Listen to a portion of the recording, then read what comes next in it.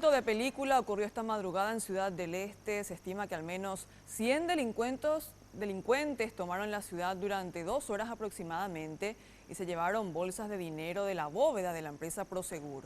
Hasta el momento no se maneja el monto exacto, pero se habla de unos 40 millones de dólares. Vamos a establecer contacto en vivo con nuestro compañero Mauricio Durán para más detalles. Mauricio, te escuchamos. Adelante. Es así, Cintia, y si bien se habla de 100 personas que habrían participado de este asalto a la empresa de Prosegur entre la noche de este domingo y la madrugada de este lunes, al menos 30 son los que realmente habrían ingresado a la bóveda a extraer las bolsas de dinero, que inicialmente se habla de un monto de 40 millones de dólares, pero eso va a ser obviamente verificado una vez que la empresa realice el arqueo. El dato importante es saber por qué eligieron este momento específicamente entre la noche del domingo y la madrugada del lunes. Según lo que estaban explicando, esto se debe a que varios de los negocios que tienen actividades durante los fines de semana, hablamos de discotecas, supermercados, patios de comida, estaciones de servicio, obviamente no pueden guardar su dinero en los bancos desde las horas de la tarde del viernes hasta la mañana del lunes. Por lo cual, por supuesto, una vez que retiran este dinero a través de los camiones de Prosegur, estos quedan en la bóveda de Prosegur y, por supuesto, siendo domingo a la noche, es el momento en que más dinero había en esta bóveda. Hablamos, como ya dijimos, inicialmente de unos 40 millones de dólares, que al cambio se trata, y déjame leer porque es un monto bastante importante, 220 mil millones de guaraníes.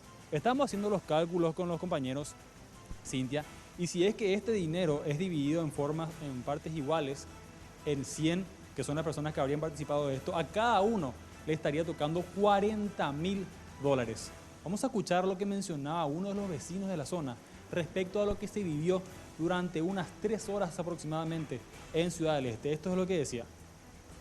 Sí, una tensión impresionante a partir de las 12 de la noche, un tiroteo continuo de una hora y media, 1 hora 40 aproximadamente, más el incendio del vehículo acá en la esquina ¿cómo se llama? Con la siguiente explosión de las municiones que estaban adentro, que ese era peor todavía que el resto porque esto salía para cualquier lado. Nuestra casa fue afectada, tenemos, ¿cómo es que te voy a decir? Tenemos varias ventanas rotas, muchísimas ventanas rotas, puertas de vidrio. La casa de acá al lado de mi hermano fue acribillada. Yo creo que con intenciones de apagar la luz, pero fue totalmente acribillada la casa. Muy bien, y una de las viviendas más afectadas, Cintia y teleaudiencia, es la que queda justamente frente mismo a la sede de Prosegur.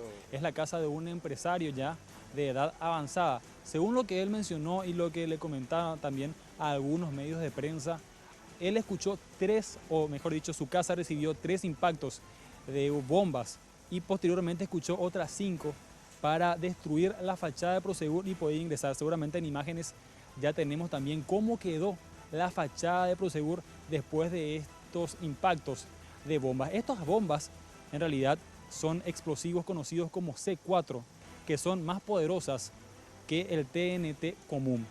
Además de estos explosivos, también la policía detectó otras armas que habrían utilizado estas personas de grueso calibre y armas de guerra inclusive. Hablamos de fusiles automáticos AK-47 calibre 7.62. Hablamos de clavos Miguelito que fueron dispuestos en diferentes zonas de Ciudad del Este para evitar que la policía realice persecuciones. También hablamos de miras infrarrojas y detectores de calor. Esto, por supuesto, es utilizado exclusivamente ya con armamentos de guerra y en situaciones bélicas. También hablan de un helicóptero, que es el que habría sido utilizado por estas personas para poder escapar tras el atentado. Y una ametralladora calibre .50 de uso antiaéreo. Uno de los vecinos de la zona había mencionado que vio algo similar a un lanzamisiles y los investigadores creen que sería esta arma. Vamos a escuchar lo que mencionaba el vecino también más temprano. Hubieron 7 explosiones potentes acá dentro de la base de Prosegur. Después, más afuera también se escucharon otras explosiones, pero ya no pude identificar el origen. Más aparte, tenían algo que parecía un lanzamisil o un lanzacohete portátil, no tan portátil porque era bastante grande, y tenían armas de grueso calibre, tenían .50, fusiles 762, AK-47, o sea que... Ahora, Cintia, ante la audiencia, el nivel de preparación que tenían estas personas y la fuerza también que utilizaron hace creer a los investigadores que se trataría hasta el momento del primer Comando Vermelho o el PCC, que es un grupo delictivo muy importante de Brasil, y también el modus operandi que utilizaron, porque si bien ya se pueden apreciar en las imágenes, el hecho no ocurrió solamente en las inmediaciones de la sede de Prosegur, sino que se extendió a gran parte de Ciudad del Este, con el objetivo también de generar distracción para las fuerzas policiales y poder escapar de forma segura. Según los datos preliminares que tenemos, se bloquearon el kilómetro 4 de la ruta 7. Allí quemaron un camión y un vehículo particular. También quemaron 3 vehículos sobre la avenida Bernardino Caballero, la entrada a la jefatura de policía y a unos 4 kilómetros del lugar del asalto. Posteriormente también abandonaron 3 vehículos en la zona de Hernandarias, que sería el lugar hacia donde huyeron.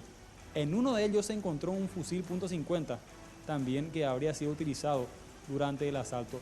La situación de la policía fue bastante precaria en relación a la respuesta que dieron a estos asaltantes. Tenemos un video donde se aprecia a los oficiales intentando hacer frente a estos delincuentes sin mucho éxito. Vamos a ver el material.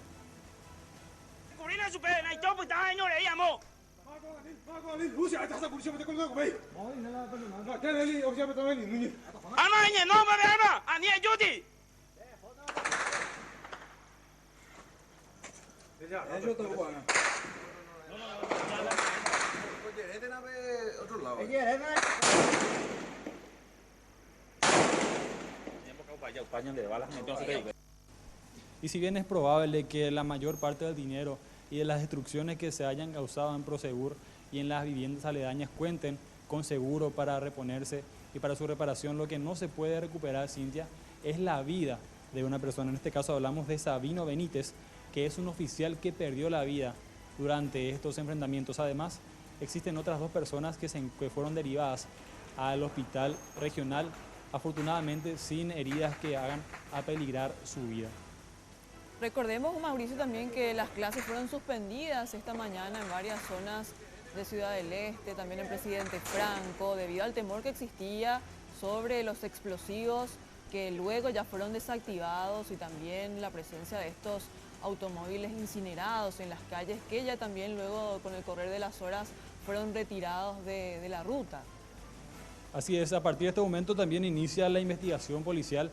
Un gran contingente de agentes de seguridad se trasladó hasta la zona del este para resguardar la zona. También hay un importante control policial en la zona fronteriza. Se están revisando los vehículos, se están revisando las cajuelas de los vehículos, con el objetivo de encontrar algún indicio que pueda llevar hasta los perpetradores de este hecho, ya que a pesar de que eran 100 los que estuvieron actuando el día de ayer y en la madrugada del día de hoy, ninguno fue detenido. Sí, y hasta el momento lo que se sabe, Mauricio, es que se encontraron 5 vehículos blindados de los delincuentes, ¿verdad? Así es, mientras los delincuentes andan con vehículos blindados y armas antiaéreas inclusive, los efectivos policiales, ya los vimos, ni siquiera cuentan con camionetas blindadas para poder hacer frente a esta situación. Y también esta mañana el comandante de la Policía Nacional, Luis Carlos Rojas, decía que inteligencia de la Policía Nacional manejaba datos que habrían intentado, que tendrían al menos la intención de realizar este asalto tipo comando, pero no tenían tantos detalles, decía él.